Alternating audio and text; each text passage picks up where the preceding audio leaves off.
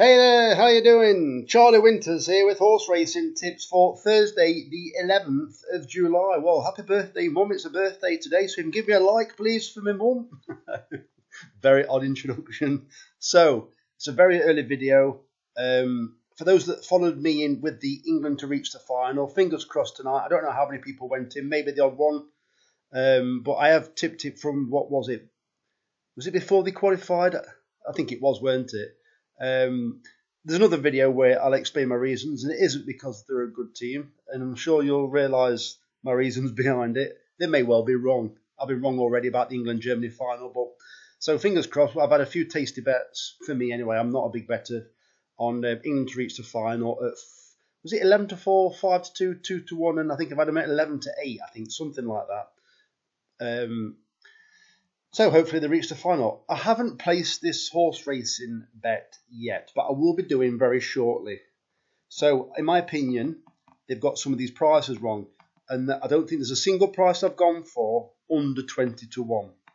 So these need to be kept as small stakes, very small stakes, and might be advisable too, or it's not my advice, it's just take your own advice, is to maybe have small each way singles on each selection. So I'm probably going to keep it to about £7.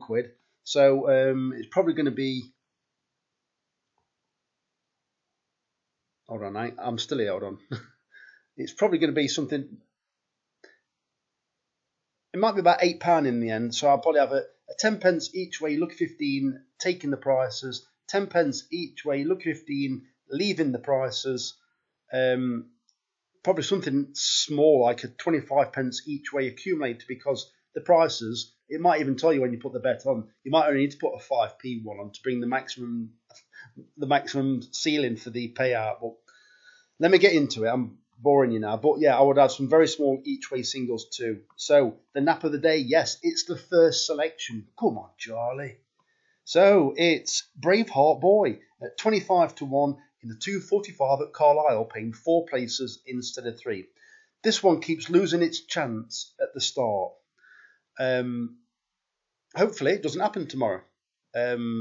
Wore cheap pieces last time, but in my opinion, there are so many reasons already what they can tell the stewards tomorrow if it happened to win the race. It's been slowly away. It's recently run on fast ground when I don't think it wants fast ground. It's been over 7. I'm pretty sure I'm talking about the same horse. You know, I get confused about different selections. I shall tell you if I'm wrong later on. But as far as I know, it's ran over 7 furlongs. It doesn't want it. It makes good ground towards the end. It was rated much. I have gotten horses confused. It was rated much higher last season on slower ground and was running well. This horse is, in my opinion, this horse is ready to win, and I'm very surprised it hasn't won this season so far, because the Easterbids have been in such good form. Well, normally this is the time of the year when they start absolutely flying with the selections, well, with the runners. But they've been going well pretty much all season. But I really fancy this horse. Keep it small, really small, on Braveheart Boy at 25 to 1. The second selection, right, is Champagne City. And I don't know why I said right then, but Champagne City at 22 to 1 in a 235 at Doncaster, paying 4 places instead of 3. I think there's something interesting going off in this race. Margot Scudamore normally rides for, I think his name is Ben Brookhouse. Ben Brookhouse trains this horse. The jockey on this horse has had 2 mounts in public. She had a winner the other day. I think, yeah, she had a winner the other day. I'm not thinking that. I was going to try and name the horse, but I can't remember it. It won relatively comfortable, half decent ride. She's also had another ride where she was unplaced.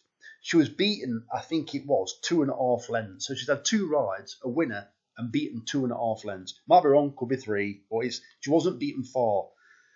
I think this horse, right, there's 2 selections I'm concerned about. Champagne City I've gone for because of the price, because I could not back the other one at the price. The danger for me was Cuban Cigar. But it's only 4 to 1, which is absolutely bonkers. Cuban Cigar normally loses its chance at the beginning. I've got a funny feeling these horses could either finish first or second, or Champagne City could be there to set up the race for Cuban Cigar. Champagne City could be a doubtful stayer, but I think she'll give it a good ride and it could go clear. But I think if Cuban Cigar breaks on terms, it could be Margot Scudamore's second winner recently. So she won the other day. It was all over the Racing Post about 4 or 5 generations. But I'm going to stick with a bigger price, thinking or hoping that it can at least get a place from a jockey that's riding well. The third selection is Royal Observatory. Well, I believe I've took the wrong price here, but I'm going to take the price anyway, just in case. In the 3 at Haydock, paying no, it's not. At Doncaster, paying 4 places instead of 3. This horse has got no chance, but it's being stepped up half a mile. So I tipped it the other day at a big price. It actually drifted to 66s. I think I took 14s or something daft like that at Pontefract. It was never even put in the race. It's been stepped up by half a mile. I think it's got a sniff. They're paying 4 places. It's a dreadful race, and I think it's got a chance. Yeah, what else do you want to say? Just kidding. And finally, a Ram at 20-1 in the 3 o'clock at Newmarket, paying 5 places instead of 3. This horse has also got excuses. 3 runs ago, it hacked up at Nottingham in a poor race. Looked quite decent. Achieved a Racing Post rating of 89. It's off a handicap mark of 88. So since then, the last 2 runs, I think there's been excuses for it. And this is where I want to get confused again. I do believe it's ran over 7 furlongs. And I do believe it didn't want 7 furlongs. It's ran on fast ground. And I don't believe it wanted fast ground. It's now, I believe, back over 6 furlong on soft ground.